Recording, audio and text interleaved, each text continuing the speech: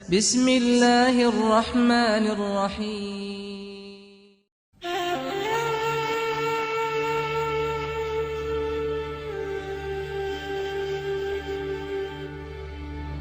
میری تربت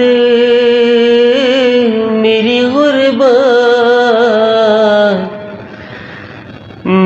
غربت میری تربت کا پتہ دیتی ہے، اب زندہ سے سکینہ یہ صدا دیتی ہے۔ سنو سنو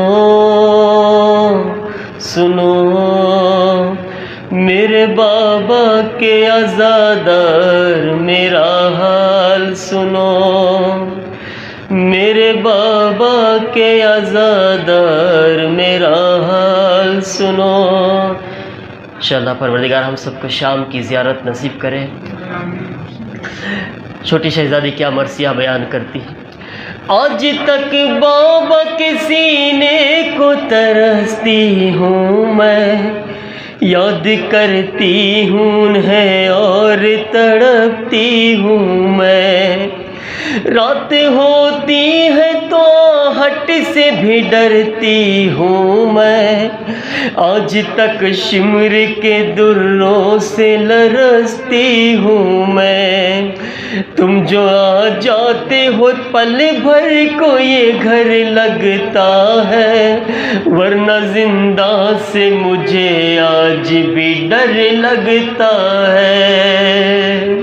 میرے بابا کے عزادار میرا حال سنو، میری گردن میرے کانوں سے لہو جاری ہے، سانس لینے میں ابھی تک مجھے دشواری ہے، مستقل شام غریبا سے یہ بیداری ہے، شمر کا خوف لحد پر بھی بہت کاری ہے، تم جو آ جاتے ہو تب جان میں جان آتی ہے، ایسا لگتا ہے لحد پر میری ماں آتی ہے۔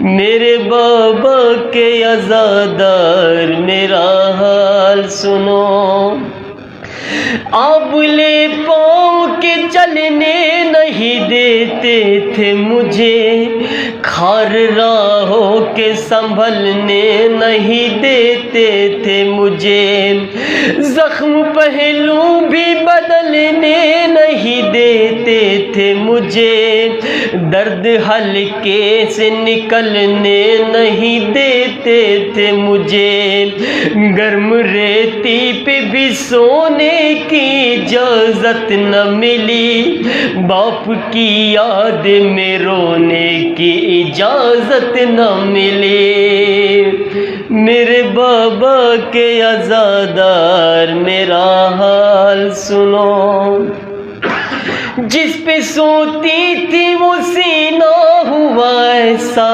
چھلنی، جیسے زندان میں ہے میرا کلیجہ چھلنی، قلب اکبر کے کرے جس طرح نیزہ چھلنی، جیسے مشکیزہ لب نہر ہوا تھا چھلنی، چھلنی چھلنی میرا دل میرا جگر ہے اب تک، جاری مرقد میں بھی زخموں کا سفر ہے اب تک، میرے بابا کے عزادار میرا حال سنو، ایک ستمگار نے مانگا تھا کنیزی میں مجھے، مجھ پہ پھینکے گئے صدقے کے ہزاروں خرمے، سنگ برساتے رہے مجھ پہ لائی کوٹھوں سے،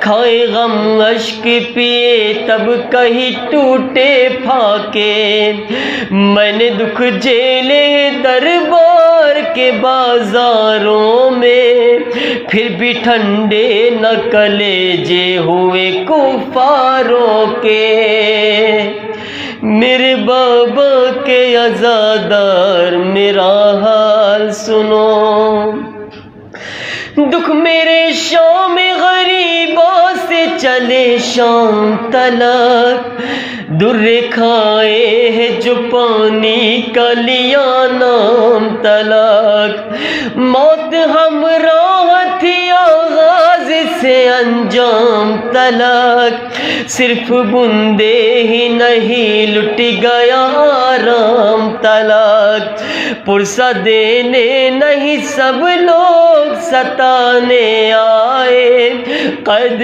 خانے میں لئی مجھ کو رلانے آئے، میرے بابا کے عزادار میرا حال سنو،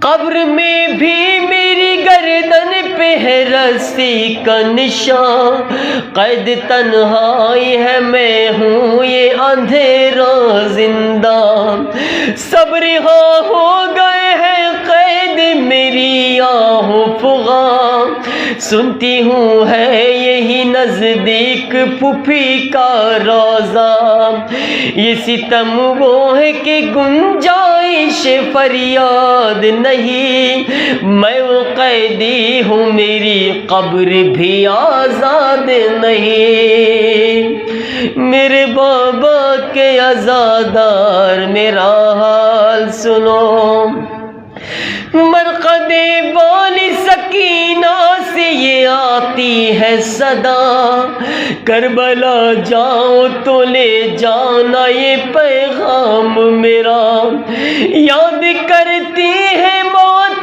تم کو سکینہ بابا، یہ بھی کہنا کہ ہر ایک زخم ہرا ہے اب تک، یہ بھی کہنا کہ ہر ایک زخم ہرا ہے اب تک، رسما کھل گئی مجروح گلا ہے اب تک، میرے بابا کے عزادار میرا حال سنو، صلوات اللہ محمد۔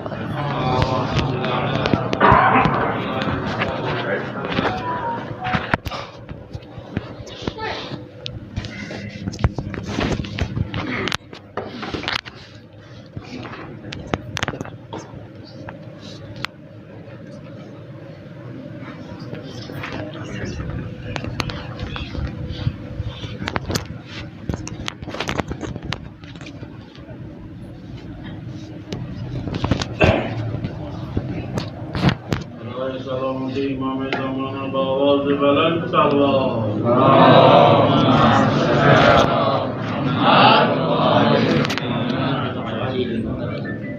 فاتحہ۔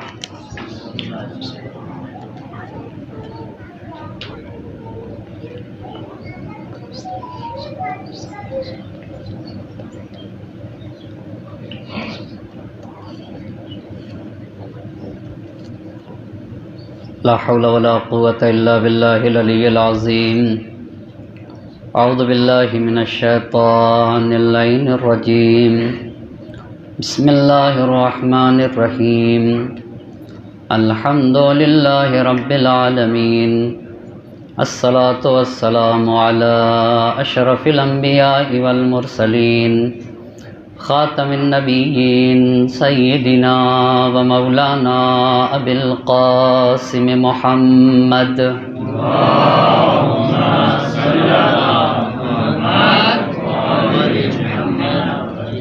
وعلى أهل بيته الطيبين الطاهرين المعصومين، ولعنة الله على أعدائهم أجمعين، أما بعد، فقد قال الله سبحانه تبارك وتعالى في كتابه الحكيم وقوله الحق، بسم الله الرحمن الرحيم، وقضى ربك ألا تعبدوا إلا إياه وبالوالدين إحسانا، صلوات پڑھتے بر محمد اور آل محمد۔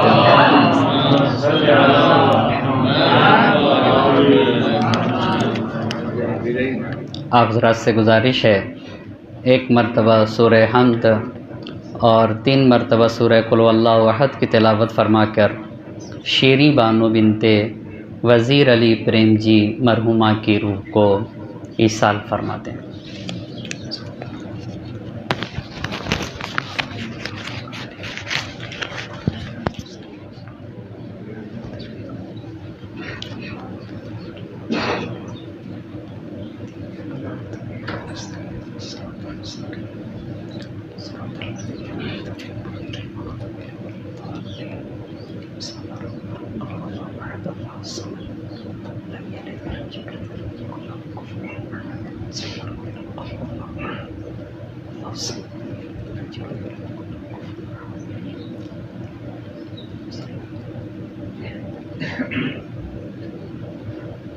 ایک صلوات پڑھتے بر محمد اور آل محمد۔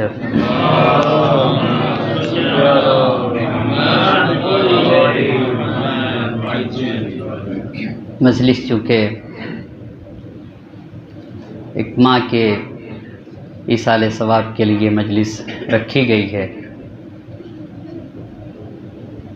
ایک فداکار خاتون اور جن کی پوری زندگی ایثار ہی ایثار ہوتی ہے، اپنے سکون، چین، راحت، اپنی پوری زندگی کو جو اپنے اولاد کے لیے وقف کرتی ہے اسی کو ماں کہا جاتا ہے۔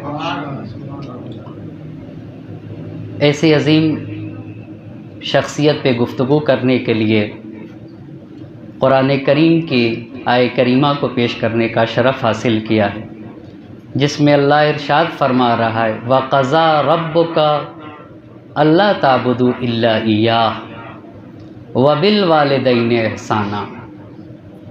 قرآن لوگوں سے ایک چیز کا تقاضا کر رہا ہے،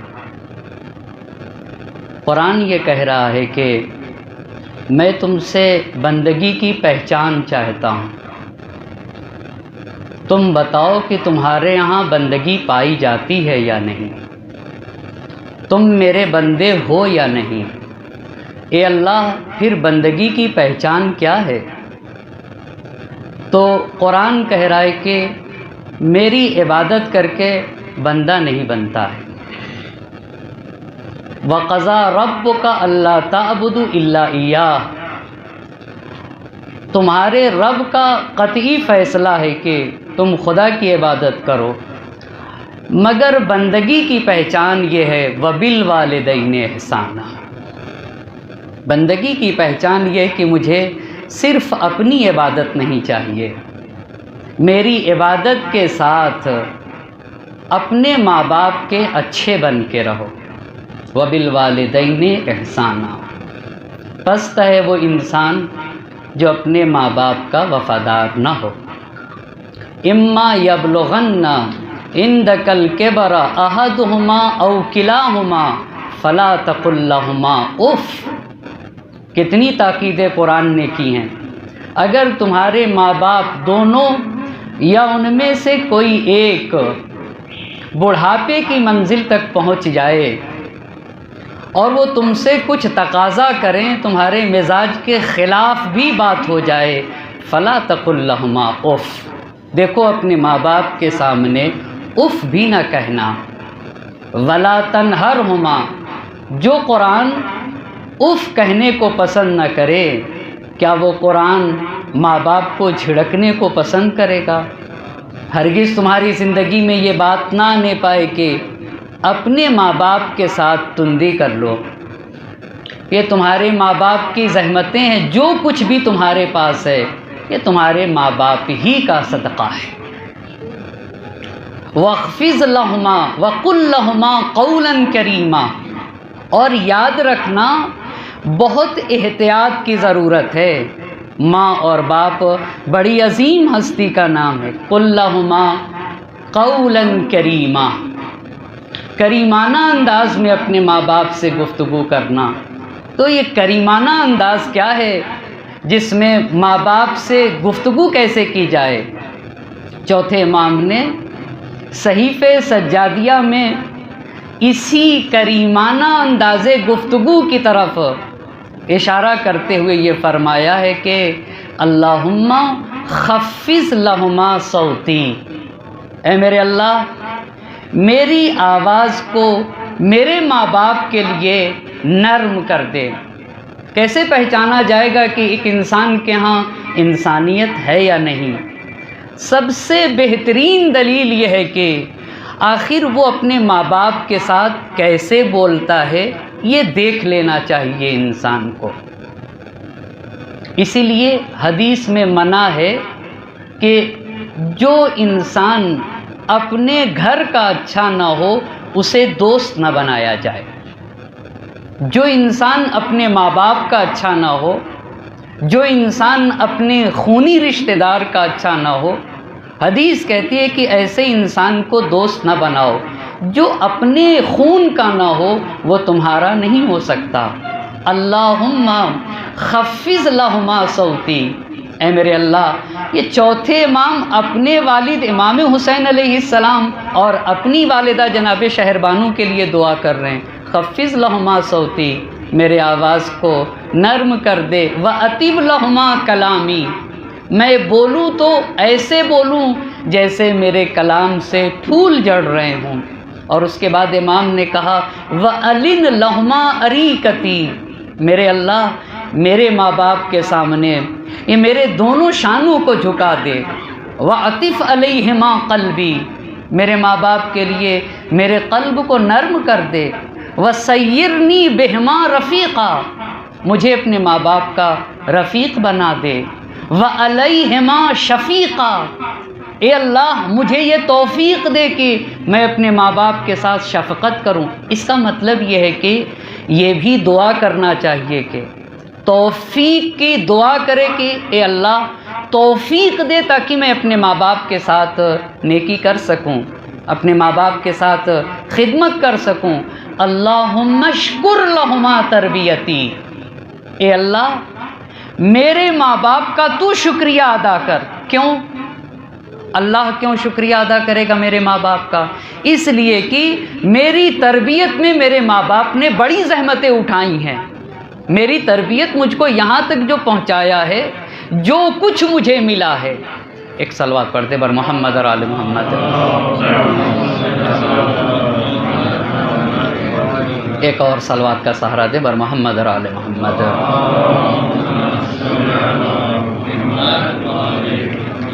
اللہم اشکر لہما تربیتی، میں ایک چھوٹی سی مثال، اے اللہ تو میرے ماں باپ کا شکریہ ادا کر، تو اللہ میرے ماں باپ کا شکریہ کیوں ادا کرے گا؟ یہ فقرہ اس بات کو بیان کر رہا ہے کہ کوئی بھی انسان اپنے ماں باپ کا شکریہ ادا کر ہی نہیں سکتا ہے۔ ہم جو اس مقدس سرزمین پہ بیٹھے ہوئے ہیں، کیا اس میں ہمارا کمال تھا؟ کیا ایک مرتبہ سوچ نہیں سکتے کہ اس میں بھی ہمارے ماں باپ کی دعائیں شامل حال ہیں؟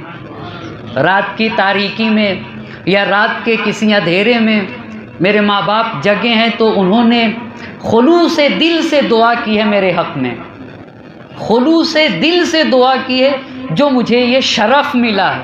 اس میں میرا کیا ہے؟ اس میں میرا کیا ہے؟ میرے ماں باپ، اللہم اشکر لہما تربیتی، مجھے اہل بیت سے عشق ہے، مجھے قرآن سے عشق ہے، مجھے دین و مذہب سے عشق ہے، اور اس سب میں میرے ماں کا کردار ہے، سب میں میری ماں کا کردار ہے۔ جب ہمارا شعور کام نہ کر رہا تھا، ہمارے ہاتھ نہ اٹھ رہے تھے، تو کس نے ہمارے ہاتھ کو علم کے پرچم سے مس کیا ہے؟ کون ہمیں لے کر ذریعہ ابا عبداللہ الحسین کے پاس لے گیا؟ یعنی میرا منہ میرے ماں کے سینے سے لگا تھا، اور میری ماں سید الشہداء کے مصائب پہ آنسو بہا رہی تھی، اور میں اپنی ماں کا شیر پی رہا تھا۔ میں شیر نہ پی رہا تھا، میری ماں مجھے اپنے شیر کے ذریعے سے سید الشہداء کی محبت گھول گھول کے پلا رہی تھی۔ اللہم اشکر لہما تربیتی، یہ میری ماں کا کردار ہے۔ آج جو مجھے حسین سے عشق ہے، دین و مذہب سے عشق ہے، مجھے اہل بیت سے جو پیار ہے، اللہم اشکر لہما تربیتی، اتنی عظیم نعمت یہ میری ماں کا صدقہ ہے، یہ میری ماں کا صدقہ، اور میں میرے اللہ اس کا حق ادا کر ہی نہیں سکتا، لہٰذا میرے اللہ تو شکریہ ادا کر۔ وَأَسِبْهُمَا عَلَىٰ تَكْرِمَتِي، وَأَسِبْهُمَا عَلَىٰ تَكْرِمَتِي، مجھے جو بھی کرامتیں ملی ہیں یہ یقیناً وہ اچھی طرح سے سمجھ سکتا ہے جس کے ماں باپ دنیا سے چلے گئے ہوں۔ کیا کوئی انسان یہ کہہ سکتا ہے کہ کتنا ہی بڑا کیوں نہ ہو جائے اس کو اس کے ماں اور باپ یاد نہ آتے ہوں؟ اتفاق سے ابھی جلدی ہی ایک حدیث سنی، یہ بھی بڑی غور طلب بات ہے۔ حدیث کہتی ہے کہ باپ کی بد دعا سے ڈرو، بہت غور کرنے کی ضرورت ہے، مگر ماں کی بد دعا سے نہ ڈرو۔ کیوں ایسا ہے؟ کتنا عظیم قلب ہے ایک ماں کا۔ حدیث نے کہا ایاکا ودعوۃ الوالد، باپ اگر بد دعا کرے تو ڈر جانا، مگر ماں کی بد دعا سے ڈرنے کی ضرورت نہیں۔ کیوں؟ حدیث کی علماء نے وضاحت کی ہے کہ ماں کبھی دل کی گہرائی سے بد دعا کر ہی نہیں سکتی۔ اگر الفاظ بھی ہیں نا تو صرف زبان ہی تک رہ سکتے ہیں، الفاظ بھی اگر ہیں تو صرف زبان تک، اگر ناراض بھی ہے نا تو قلبی اعتبار سے ماں ناراض ہی نہیں ہوتی ہے۔ ایسے سرمایے کو ماں کہا جاتا ہے جن کے لیے شیخ اعظم انصاری رحمۃ اللہ علیہ کی جب والدہ دنیا سے گئیں تو زار زار آنسو بہا رہے تھے، تو کسی نے شیخ اعظم انصاری رحمۃ اللہ علیہ سے پوچھا آپ مرجع وقت ہیں اور آپ کی شان کے خلاف ہے، اتنی تیز روئے، تو کہا کہ تمہیں کیا پتا ماں کسے کہتے ہیں؟ ماں جو صرف زندہ رہے اور کچھ نہ کرے، صرف زندہ رہ جائے نا تو بلائیں ٹل جایا کرتی ہیں۔ ایسے وجود کو ماں کہا جاتا ہے، ایسے سرمایے کو، یعنی ماں کا وجود ہی کافی ہے انسان کے سلامتی کے لیے، انسان کی سلامتی کے لیے۔ کہا تمہیں کیا پتا ماں کسے کہتے ہیں؟ آیت کا فقرہ پڑھ رہا ہوں، وَاخْفِضْ لَهُمَا جَنَاحَ الذُّلِّ مِنَ الرَّحْمَةِ، اپنے قدرت کے پروں کو اپنے ماں باپ کے لیے توڑ دینا۔ یہ نہ سمجھ لینا کہ تم عالم ہو، تم امامہ لگاتے ہو، تم ڈاکٹر ہو، تم پروفیسر ہو، تم انجینئر ہو، تم آئی ایس ہو، تمہیں سماج میں بہت بڑا مقام مل جائے، تمہاری ماں جاہل ہے، تمہارے باپ کو کچھ نہیں آتا ہے، تمہاری ماں گندا لباس پہنے ہوئے ہو، تم صاف ستھرا، تم عالم، تم پڑھے لکھے، وَاخْفِضْ لَهُمَا جَنَاحَ الذُّلِّ مِنَ الرَّحْمَةِ، دنیا تمہارا احترام کرتی ہے، مگر اگر تمہاری ماں تمہارے سامنے آ جائے نا تو اپنے پورے وجود سے کھڑے ہو جانا، اور یاد رکھنا اپنے ماں کے پیر کے نیچے کی خاک کو اپنی آنکھوں کا سرما بنا لینا اگر دنیا اور آخرت میں بھلائی چاہتے ہو۔ کر وَاخْفِضْ لَهُمَا جَنَاحَ الذُّلِّ، الجنت تحت اقدام الامہات کا مطلب کیا ہے؟ الجنت، جنت ماں کے پیروں تلے ہے، مطلب کیا ہے؟ کمال عظمتیں ماں کے احترام ہی میں ہیں۔ جتنی بھی عظمتیں انسان کو نصیب ہوں گی نا وہ سب کی سب احترام پدر و مادر میں ہوں گی۔ ایک صلوات پڑھ دے بر محمد اور آل محمد۔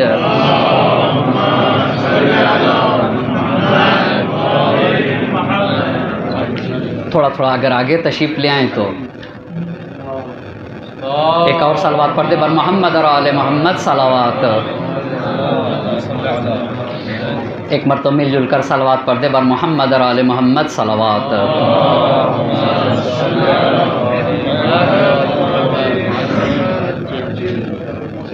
وَاخْفِضْ لَهُمَا جَنَاحَ الذُّلِّ مِنَ الرَّحْمَةِ، سماج میں، معاشرے میں جو بھی تمہیں طاقت مل جائے نا، کسی مقام پہ پہنچ جانا، دنیا تمہارے احترام کے لیے کھڑی ہو جاتی ہو، مگر یاد رکھ لینا اتفاق سے قرآن نے کہا ہے وَاخْفِضْ لَهُمَا جَنَاحَ الذُّلِّ، جناح کہتے ہیں عربی میں پرندے کے بازو کو، اگر جب جناح حیوان کے لیے استعمال کیا جائے تو پرندے کے بازو کو، پرندے کا بازو جتنا مضبوط ہوتا ہے اتنی ہی اوپر اڑتا ہے، اس کو اوپر جانے کے لیے بازو کو مضبوط ہونا چاہیے، مگر جب انسان کے لیے بولا جائے تو سماج میں تمہیں قدرت مل جائے، بہت بڑے ڈاکٹر ہو کہ تم سارے ایم ڈی کو درس دیتے ہو، جہاں جب تم چلے جاتے ہو کلاس روم میں تو سارے ایم ڈی تمہارے احترام میں کھڑے ہو جاتے ہیں، مگر اگر وہیں کے اوپر تمہاری ماں آ جائے، وہیں کے اوپر تمہارے باپ آ جائے، تمہاری ماں جاہل کے دنیا تمہارے احترام میں کھڑی ہوتی ہے، مگر ہرگز اپنی ماں سے یہ توقع نہ کرنا۔ کیوں؟ اس لیے کہ تمہارے ماں اور باپ تمہاری اصل ہیں، اگر تمہارے ماں اور باپ نہ ہوتے تو تمہارا وجود نہ ہوتا۔ یہ تو تمہاری ماں کا کمال ہے کہ تمہیں یہاں تک پہنچا دیا۔ اسی لیے قرآن نے کہا وَقُلْ رَبِّ ارْحَمْهُمَا كَمَا رَبَّيَانِي صَغِيرًا، اے میرے اللہ، میری ماں نے اب آیت کا ایسے ترجمہ کرنا چاہتا ہوں، میں گہوارے میں تھا، میں جھولے میں تھا، میری ماں کچن میں تھی، مجھے بھوک لگی، میں رویا بھی نہ، چلایا بھی نہیں، مگر کتنا گہرا رابطہ ہے ماں اور اولاد کے درمیان۔ گہوارے میں سویا ہوا بچہ، اسے بھوک لگ رہی ہے، ماں کچن کے اندر ہے، ماں کو احساس ہو گیا، دوڑی دوڑی ماں چلی آتی ہے، دوڑی دوڑی ماں چلی آتی ہے، میری بھوک اور پیاس کو ختم کر دیتی ہے، مجھے اپنے سینے سے لگا کے مجھے سیراب کر لیتی ہے۔ اے اللہ، میں نے کہا بھی نہیں، میری ماں نے میری ضرورت کو پوری کر دیا۔ اسے قرآن کہتا ہے انسانوں سے متوجہ رہنا، بغیر مانگے تمہاری ماں نے تمہاری ضرورت کو پورا کیا ہے۔ زندگی میں ایسا موقع نہ آنے دینا کہ تمہاری ماں تم سے تقاضا کر لے کہ مجھے یہ چاہیے، مجھے اس کی ضرورت ہے۔ یہ میرے چوتھے امام نے دعا کی، اے اللہ، جو میرے ماں باپ کو جن جن چیزوں کی ضرورت ہے تو مجھے غیبی طریقے سے بتا دے تاکہ میرے ماں باپ کو کہنے کی ضرورت نہ پڑے۔ کتنی اہم بات ہے۔ کیوں کہنے کی ضرورت نہ پڑے؟ اس لیے کہ بغیر مانگے میرے ماں باپ نے دیا ہے۔ وَقُلْ رَبِّ ارْحَمْهُمَا كَمَا رَبَّيَانِي صَغِيرًا، بچپنے میں کیسے میرے ماں باپ نے میری تربیت کی ہے، اے اللہ اس طریقے سے میرے ماں باپ پر لطف و کرم نازل فرما جس رحمت اور الفت کے ساتھ میرے ماں باپ نے میری تربیت کی ہے۔ اس گوہر کو، اس سرمائے کو ماں کہا جاتا ہے، اس سرمائے کو ماں کہا جاتا ہے، جس کے قبر کے اوپر، اپنی مادر گرامی کی قبر کے اوپر اللہ کے نبی 55 سال کی عمر کے قریب تھے، اللہ کے نبی جب اپنے قبر مادر کے اوپر پہنچے تو روایت نے لکھا ہے ایسے رو رہے تھے جیسے آسمان سے پانی برستا ہے۔ تو راوی نے پوچھا، اور نبی گرامی کے لبوں کو جنبش ہو رہی تھی، تو راوی نے پوچھا اللہ کے نبی رونے کا کیا سبب ہے؟ کہا تمہیں نہیں معلوم، یہ قبر مادر ہے، یہ قبر مادر ہے، یہ میری ماں کی قبر ہے۔ نبی گرامی نے قبر مادر پہ جا کر، وہ بھی 50 سال کے بعد گئے تھے، دفن کرنے کے بعد 50 سال کے بعد اپنی قبر مادر پہ گئے تھے۔ یہ بتا دیا ہر فرد مسلمان کو کہ جب تک وہ زندہ ہے اسے اتنا یاد رکھنا چاہیے کہ اس کی ماں کی قبر کہاں ہے اور اس کے باپ کی قبر کہاں ہے، تاکہ قبر پہ در و مادر پہ پہنچ سکے ایک انسان۔ میں اپنے بچے سے نہیں کہہ سکتا کہ میرے باپ کی قبر پہ جاؤ، وہ چلا جائے دادا کی قبر پہ تو اس کا لطف ہے، ورنہ حق تو میرا ہے نا، ماں باپ میرے ہیں، ذمہ داری میری ہے۔ میں اپنے بچے سے کون ہوتا ہوں کہنے کا جاؤ دادا کی قبر پہ، جاؤ دادی کی قبر پہ؟ ہاں، اگر میں اپنے باپ کی قبر پہ جاتا رہا، میں قبر مادر پہ پہنچتا رہا تو بچہ بھی یقیناً میری قبر پہ آئے گا۔ کیوں؟ اس لیے کہ میرے باپ کی سیرت رہی ہے، اپنے ماں باپ کو یاد کرتے رہے ہیں۔ اسی لیے قرآن کہہ رہا وَقُلْ رَبِّ ارْحَمْهُمَا كَمَا رَبَّيَانِي صَغِيرًا۔ اگر انسان نے، تو کیا مرنے کے بعد ماں باپ کے اختیارات کم ہو جاتے ہیں؟ اگر روایت نے یہ کہا کہ بھئی ماں باپ، ماں کے وجود سے مشکلات ٹل جاتی ہیں، تو سوال یہ کہ کیا مرنے کے بعد اختیار کم ہو جاتے ہیں؟ اتفاق سے اور زیادہ وسیع ہو جاتی ہیں، یعنی ماں باپ کی قدرت میں اور اضافہ ہو جاتا ہے۔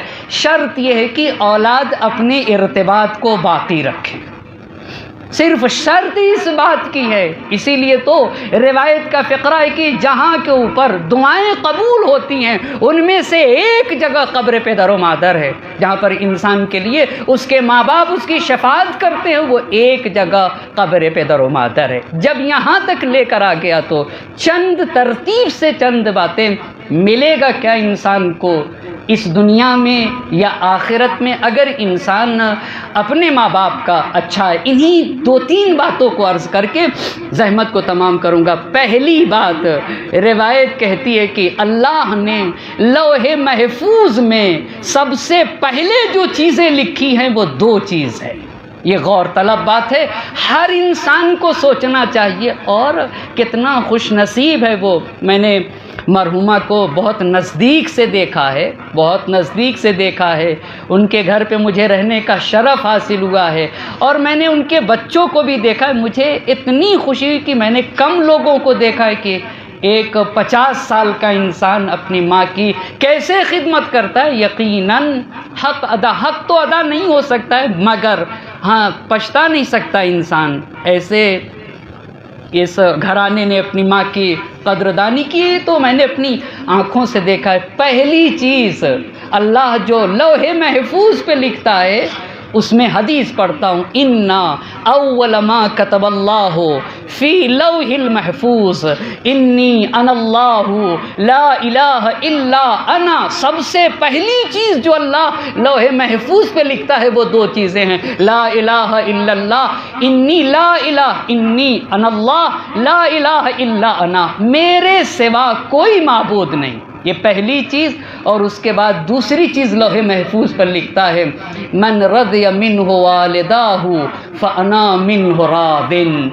دنیا یاد رکھ لے، لوح محفوظ پہ یہ دوسری بات اللہ جو لکھتا ہے اپنی توحید کے بعد، جس سے ان کے والدین راضی میں خدا اس سے راضی۔ یہ حدیث ہے، حدیث قدسی ہے، من رضی منہ والداہ فانا منہ راضی ومن سخط علیہ والداہ فانا علیہ ساخط۔ اور جس سے انسان کے ماں باپ راضی ہیں نا، میں خدا بھی اس سے راضی نہیں ہو سکتا، میں بھی اس سے ناراض ہوں۔ ایک صلوات پڑھ دے بر محمد اور آل محمد۔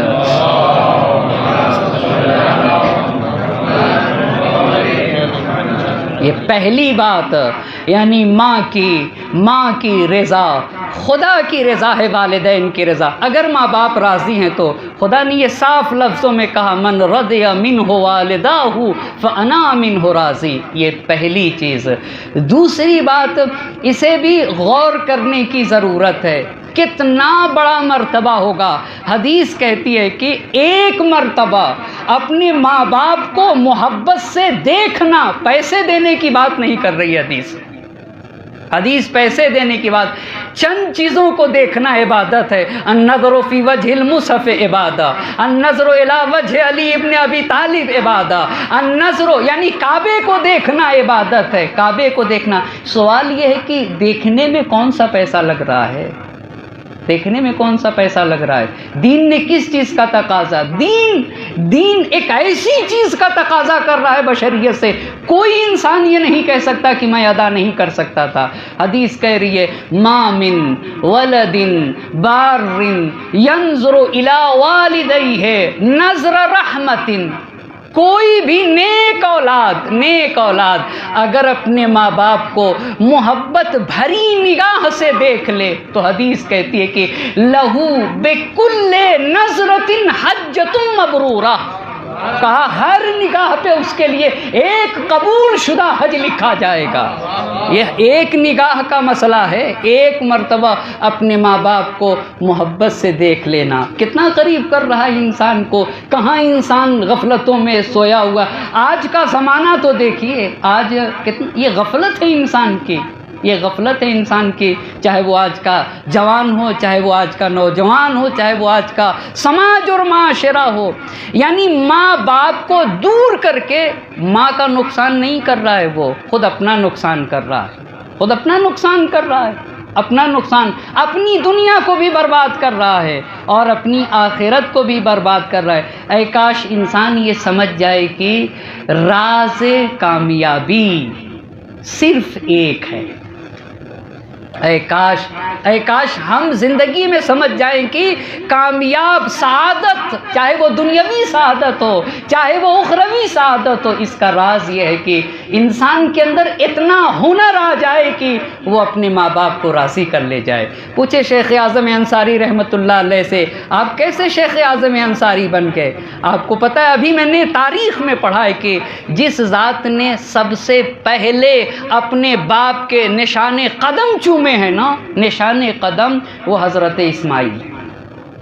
سب سے پہلے جس نے، اس لیے کہ وہ مکے کے چٹیل میدان میں جناب ہاجرہ اور جناب اسماعیل اور حضرت ابراہیم علیہ السلام شام میں رہتے تھے. جب ایک مرتبہ جاتے تھے شام میں، ایک مرتبہ پہنچے حضرت اسماعیل باہر تھے، اور حضرت اسماعیل علیہ السلام کی خاتون نے، شریک حیات نے، ایک پتھر لا کر رکھا، کہا آپ اس پہ کھڑے ہو جائیں، تاکہ ان کے چہرے کو گرد و غبار بھرے ہوئے تھے، دھلانا چاہتی تھی. کھڑے ہوئے تو اس پتھر پہ نشان قدم بنے اور پھر واپس چلے گئے. جناب اسماعیل آئے، پوچھا کہ کیا کوئی محسوس کر لیا کہ میرے والد آئے تھے؟ اب وہ کس طرح سے محسوس کیا اسے تاریخ نے نہیں لکھا ہے. محسوس کر لیا کہ میرے والد آئے تھے، نشان قدم بنے ہوئے تھے. فوراً اپنے رخسار کو وہاں کے اوپر رکھ دیا، اپنے باپ کے نشان قدم کو چوم لیا. تاریخ نے لکھا سب سے پہلے جس نے نشان قدم پدر چوما ہے وہ حضرت اسماعیل ہیں. اب حدیث کامل کرتا ہوں، ما من بار ولد بار ینظر الی والدیہ لہو بکل نظرۃ حجۃ مبرورہ. ہر نگاہ، راوی تھوڑے اسے شک ہونے لگا کہ اگر اللہ، راوی کہتا ہے معصوم سے کہ اگر دن بھر میں 100 مرتبہ دیکھے تو، چونکہ معصوم نے کہا کہ ہر نگاہ پہ ایک حج.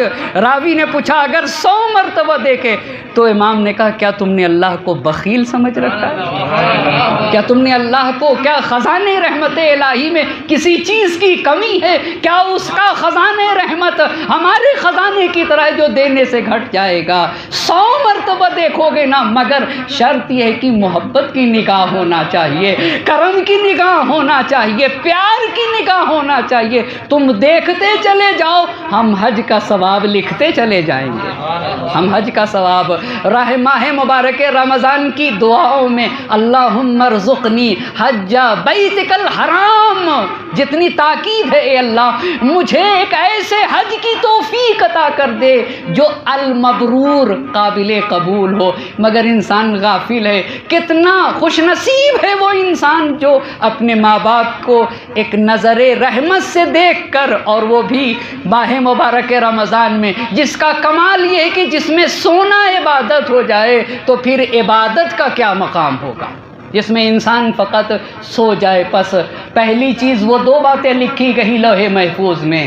دوسری بات یہ ہے کہ ہر محبت کی نگاہ ایک حج ہے. تیسری بات اپنی ماں کے ساتھ ایک رات رہ جائے اور اس کے ماں کے ساتھ ہونے سے اس کی ماں کا دل ٹھنڈا ہو جائے. یعنی بچہ اگر اپنی ماں کے ساتھ ہے اور ماں کے ساتھ ہونے سے اس کی ماں کو سکون مل رہا ہے، تو حدیث کہتی ہے کہ 1 سال راہ خدا میں جہاد کرنے سے بہتر یہ ہے کہ 1 رات اپنی ماں کے ساتھ گزار دو. کہا ایک ساتھ. میں اس بات کو عرض کر رہا تھا کہ آخر ماں کی یہ فضیلت کیوں اتنی فضیلت ہے؟ اس پہ غور. انبیاء کی کیوں اتنی فضیلت؟ ماں کی کیوں اتنی فضیلت؟ والدین کی دین میں کیوں اتنی فضیلت ہے؟ روایت نے کہا ہے کہ، روایت کو خلاصتاً عرض کرنا چاہتا ہوں، روایت نے جناب موسیٰ نے اللہ سے پوچھا اے اللہ تو نے نبی کو سب سے زیادہ افضل کیوں بنایا؟ تو روایت کے الفاظ ہے کہ نبی میں ایک خاصیت پائی جاتی تھی. وہ خاصیت کیا تھی کہ نبی کے یہاں ایثار پایا جاتا تھا. اپنے اوپر دوسروں کو مقدم کرتے تھے. اس لیے خدا نے قسم کھا کر کہا، خدا کی قسم اگر کسی نے زندگی میں 1 مرتبہ ایثار کر دیا، ایثار مثال کے طور پر مثال دینا چاہتا ہوں، 1 روٹی ہے، 2 برابر کے بھوکے کھڑے ہیں اور کسی ایک ہی کو دیا جا سکتا ہے. مثال کے طور پر میں ہوں اور میرا دوست ہے، دونوں ہم برابر کے بھوکے ہیں اور روٹی ایک ہی ہے، کوئی ایک ہی لے سکتا ہے. تو میرا دوست کہتا ہے کہ تم کھا لو میں نہیں کھاؤں گا. اسے کہتے ہیں ایثار. اسے کہتے ہیں کیا ہم تھوڑا سا پہلے جائے نا، تھوڑا سا 50 سال پہلے جائے نا، کیسی آج بھی جہاں غربت ہے ان کے ہاں کتنی قربانیاں ہیں. کتنی مرتبہ نہ جانے ہماری مائیں بھوکی سوئی ہوں گی مگر ہمیں کھلایا. ہمیں کھلایا ہے، بھوکی سو گئی۔ کہا خدا کی قسم اگر کوئی ایک مرتبہ زندگی میں کسی نے ایثار کیا ہے نا اور پھر قیامت میں آئے گا استحییت من محاسبت، تو میں خدا شرم کرتا ہوں کہ ایسے انسان کا حساب و کتاب کروں۔ وَبَوَّأْتُهُ مِن جَنَّتِي حَيْثُ يَشَاءُ، اگر کسی نے زندگی میں ایثار کیا ہے نا تو مرنے کے بعد میں اسے جنت میں وہاں جگہ دوں گا جہاں وہ چاہے گا۔ اگر کوئی عام انسان ایک مرتبہ ایثار کرے تو اللہ جنت میں اسے وہاں جگہ دے گا جہاں وہ چاہے گا۔ تو جس ماں کی پوری زندگی ایثار ہو، جس ماں کی پوری زندگی ایثار ہو، پوری زندگی قربانی ہی قربانی ہو، اس ماں کا کیا مقام ہوگا۔ یہ قربانیاں ہیں، قربانیاں ہیں ماں کی۔ اسی لیے اب تیسری بات، ایک رات آ کر نبی گرامی سے کہتا ہے کہ نبی گرامی سے کہتا ہے شخص اللہ کے نبی انی رجل نشیط مجاہد یحب الجہاد، اللہ کے نبی میں ایک ایکٹیو جوان ہوں، میں جہاد کو پسند کرتا ہوں، مگر میری ایک بوڑھی ماں ہے وہ مجھ سے کہتی ہے کہ نہ جاؤ۔ تو اللہ کے نبی نے کہا ارجع فکم مع والدتک، پلٹ جا جا اپنی ماں کے ساتھ رہنا۔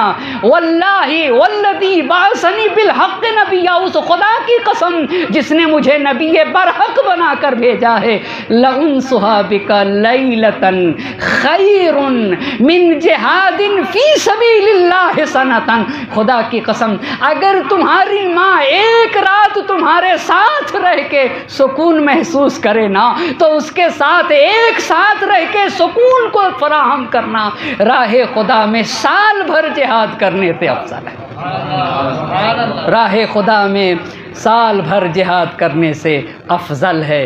بس عزیزان محترم، اب اتنی بات جب کہہ گیا تو چونکہ ایک ماں کے سال ثواب کی مجلس ہے، یہاں سے اس بات کو ضرور کہنا چاہوں گا، کیا ہمیں پتہ ہے کہ ہماری مائیں کیسی قربانیاں کتنا ایثار کرتی ہیں؟ یہ چوتھے امام سے پوچھئے، میرے چوتھے امام سے پوچھئے کہ ایک ماں زندگی میں کیسی کیسی قربانیاں دیتی ہے، تو پھر ہم پروان چڑھتے ہیں۔ آج انصاف سے دیکھیے، بوڑھی ماں بھی ہو نا تو اپنے بچے کو زندگی ہی کی دعا دیتی ہے۔ عجیب بات ہے، عجیب بات ہے، مگر اولاد سے یہ بہت سخت ہے۔ ماں اللہ صحت دے، سلامتی دے، میرے بچے کو حیات دے، اسی لیے بچہ انتظار کرتا ہے کہ کب چلی جائے، زحمت ختم ہو میری۔ یہ الٹا دو تصور ہے، ماں کا تصور اولاد کے بارے میں حیات کا ہے، اولاد کا تصور کہ بس بوڑھی ہے جلدی سے چلی جائے گی، جتنا کرنا ہے کر لو۔ میرے امام نے کہا فحق امک ان تعلم انہا حملت کا حیث لا یحمل احد احدا، اے انسان تمہاری ماں کا حق یہ ہے کہ اتنا تو پہچان تمہاری ماں نے تمہیں کہاں رکھا ہے، وہاں رکھا ہے جہاں دنیا کا کوئی انسان کسی کو نہیں رکھ سکتا۔ تم کو اپنے شکم میں، اس کا شکم تمہاری خلقت کا ظرف بنا رہا۔ تیری ماں نے تجھے کھلایا کیا ہے؟ کیا کوئی دنیا کا کوئی فرد وہ غذا فراہم کر سکتا ہے؟ وَأَطْعَمَتْ کا من حیث لا یطعم احد احدا، وہ غذا کھلائی ہے دنیا کا کوئی انسان نہیں۔ اور کیا کبھی سوچا تمہاری ماں نے تمہاری کیسے حفاظت کی ہے؟ وَوَقَتْ کا بِسَمْعِهَا وَيَدِهَا وَرِجْلِهَا وَشَعْرِهَا وَبَشَرِهَا وَجَمِيعِ جَوَارِحِهَا مُسْتَبْشِرَةً بِذَلِكَ، جو زحمتوں کو خوشی خوشی برداشت کرے اسے ماں کہا جاتا ہے۔ مشکلات کو خوشی خوشی جو برداشت کرے، جس نے اپنے مکمل وجود سے، آنکھ سے، بال سے، کھال سے، ہاتھ سے، پیر سے، جس نے اپنے پورے وجود سے تمہاری حفاظت کی ہے وہ تمہاری ماں۔ اس کے بعد حتیٰ اخرجتھا ید القدرہ، یہاں تک کہ تم اپنی ماں کے شکم سے جب زمین پر تم نے قدم رکھے ہیں نا تو پھر اپنی ماں کے کردار کو دیکھو۔ فرضیتاً تشبع وتجوع ہی، تمہاری ماں کوشش کرتی رہی کہ تمہیں کھلا دے، خود بھوکی رہ جائے۔ تکسو کا وتعرا، تمہاری ماں کے پاس پہننے کے لیے لباس نہ تھے مگر تمہاری ماں نے تمہارے لیے لباس فراہم کر دیے۔ تو ذلو کا وتضحا، رہنے کے لیے چھت نہ تھی چھت نہ تھی مگر خود تمہاری ماں دھوپ میں رہ گئی اور تمہیں سائے میں رکھی رہ گئی. تنعمک ببؤسہا، تمہارے گھر میں سہولتیں نہ تھیں، تمہاری ماں نے سختیاں برداشت کرنی مگر تمہارے لیے آسائش فراہم کر دی. وتلذذک بالنوم بعرقہا، اے انسان سوچا کر، رات رات بھر جگتی رہی تمہاری ماں مگر تمہارے لیے خوابہائے شیری کے لمحات فراہم کرتی رہی. میرا بیٹا سو جائے اسے ماں کہا جاتا ہے. پھر امام نے کہا وَكَانَ نَفْسُهَا لَكَ وِعَاءً، تیری ماں کا وجود تیری خلقت کا ظرف بنا رہا. وَصَدْيُهَا لَكَ هِبَاءً، تیری ماں کا سینہ تیرے سیراب ہونے کا چشمہ بنا رہا. وَنَفْسُهَا لَكَ وِقَاءً، تیری ماں کا وجود تیری بقا کا، تیری حفاظت کا ذریعہ بنا رہا. فَتَشْكُرَهَا عَلَى قَدْرِ ذَلِكَ، اے انسان اپنی ماں کا شکریہ ادا کر، اے انسان اپنی ماں کا شکریہ ادا کر. وَلَا تَشْكُرَهَا عَلَى ذَلِكَ إِلَّا بِعَوْنِ اللَّهِ وَتَوْفِيقِهِ، اگر تمہیں اپنی ماں کا شکریہ ادا کرنا ہے نا تو تمہیں اللہ سے توفیق کی دعا کرنا ہوگی، اللہ سے مدد مانگنا ہوگا کہ اللہ توفیق دے دے تاکہ میں اپنے ماں باپ کا شکریہ ادا کر سکوں. اسی لیے میرے چوتھے امام نے کہا اے اللہ ہر نماز کے بعد کوئی نماز ایسی نہ ہو جس میں میں اپنے ماں باپ کو بھول جاؤں. جب اتنا اہم یہ عام ماؤں کا مقام ہے تو اگر کوئی ماں فاطمہ ہو اور کوئی بچہ حسین ہو تو اس ماں کا کیا مقام ہوگا، اس بیٹے کا کیا مقام ہوگا. اب یہاں سے اندازہ ہوتا ہے نا کہ جب زہرا کا لال مدینہ چھوڑ رہا تھا تو قبر مادر پہ آ کے آواز دے رہا تھا اماں تیرا حسین مدینہ چھوڑ کے جا رہا ہے، ماں آپ پر حسین کا سلام آخر. عجب نہیں قبر مادر کو لرزہ ہوا ہو اور قبر مادر سے آواز آئی ہو وعلیک السلام یا غریب الام، اے ماں کے مسافر حسین، ارے تم پہ ماں کا آخری سلام. حسین تیری ماں قبر میں سکون سے نہ رہے گی.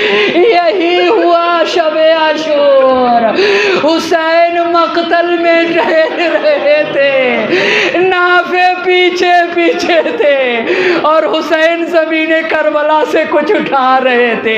ایک مرتبہ نافع میں حسین سے کہا آقا مقتل کے کسی گوشے سے کسی خاتون کے رونے کی آواز آ رہی ہے. اجرکم اللہ، اللہ کسی غم میں نہ رلا ہے سوائے غم سید الشہداء کے. آقا مقتل کے کسی گوشے سے کسی خاتون کے رونے کی آواز آ رہی ہے.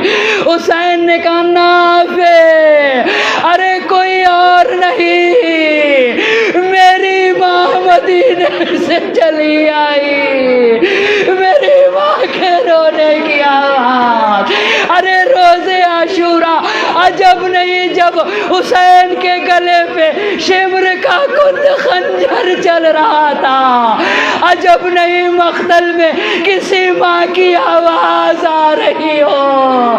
ارے میں نے چکیاں 20 کے پالا ہے، میرا راج دلارا حسین، عجب نہیں مقتل میں ماں کی آواز گونج رہی ہو. اور ادھر بہن تلے زینبیہ سے بہن کر رہی تھی پسر سال میرا ماں جایا حسب ہو رہا ہے اور تو کھڑا دیکھ رہا. شور کا کند خنجر چلا، فرات کا پانی نے سوچلا، منادی نے ندا دی الا قتل الحسین بکربلا، الا ذبح الحسین بکربلا. حسین کربلا میں قتل کر دیے گئے، زہرا کا لال ذبح کر دیا گیا. فضا میں کوہرام تھا، واہ حسینہ واہ مظلومہ. وسيعلم الذين ظلموا أي منقلب ينقلبون. إنا لله وإنا إليه راجعون. إلهي بحق الزهراء وأبيها وبعلها وبنيها والسر المستودع فيها 10 مرتبہ بسمک یا اللہ یا اللہ یا اللہ یا اللہ یا اللہ یا اللہ یا اللہ یا اللہ یا اللہ یا اللہ. خدا تجھے واسطہ ہے محمد اور آل محمد کا، ان اسماء الحسنہ کا ہماری اس مختصر سی عبادت کو اپنی بارگاہ میں قبول فرما. ہمارے ناصروں کو رمال زہرا میں جگہ عنایت فرما. معبود مرحومہ کے گناہان صغیرہ و کبیرہ کی مغفرت فرما دے. پاک پروردگارہ ان کی کوتاہیوں کو درگزر فرما دے. معبود ان کے درجات کو بلند سے بلند تر فرما دے. پاک پروردگارہ تجھے واسطہ ہے محمد اور آل محمد کا مرحومہ کو جوار سید الشہداء میں جگہ عنایت فرما. پسماندگان کو صبر جمیل عطا فرما. معبود حاضرین نے مجلس کے والدین جو دنیا سے چلے گئے، پاک پروردگارہ ان کے چھوٹے بڑے گناہوں کی مغفرت فرما دے. ہمیں سے جن کے والدین کا سایہ ہمارے سروں پہ باقی ہے، معبود صحت و سلامتی کے ساتھ طول عمر مرحمت فرما. پاک پروردگارہ تجھے واسطہ ہے محمد اور آل محمد کا ہمیں اپنے والدین کے ساتھ حسن سلوک کرنے کی توفیق مرحمت فرما.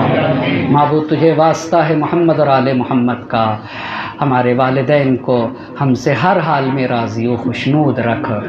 پاک پروردگارہ تجھے واسطہ ہے محمد اور آل محمد کا ماہ مبارک رمضان کی عظمتوں کا. معبود اس مبارک مہینے میں جتو صلحاء کو، خاصان خدا کو، اپنے اولیاء کو جو اجر عطا فرمائے گا، پاک پروردگارہ اس اجر میں ہمیں بھی شامل فرما دے. معبود ہمارے گناہوں کی مغفرت فرما دے. پاک پروردگارہ ماہ مبارک رمضان کی عظیم فرصت سے بہترین استفادہ کرنے کی توفیق مرحمت فرما. وقت کے امام کو ہم سے راضی و خوشنود فرما، ان کے ظہور میں تعجیل فرما اور ہمیں ان کے اوان و انصار میں شمار فرما. ربنا تقبل منا انک انت السمیع العلیم. 1 مرتبہ سورہ حمد اور 3 مرتبہ سورہ قل واللہ احد کی تلاوت فرما کر شیری بانو بنت وزیر بھائی پریم جی مرحومہ کی روح کو ایصال فرما دے.